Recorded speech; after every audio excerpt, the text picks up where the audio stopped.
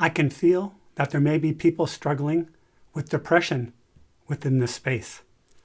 So this is for those of you who are feeling low. The root of your sadness might be that you're trying to be someone you're not.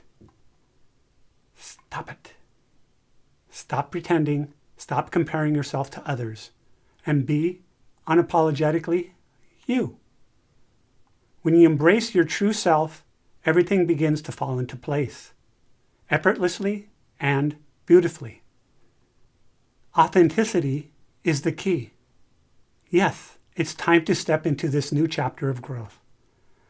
Don't hold back. Shift, grow, and evolve with us. Shift with everyone. Live authentically. Be yourself. Yourself. Let go and just let it be. Everyone is too wrapped up in their own worries about how they're seen to truly judge you anyway. No one really cares what you do. You could do the most outrageous thing today, and it really wouldn't matter. Nobody cares. They don't care. I promise. Just be yourself. You're incredibly valuable, unique, and special.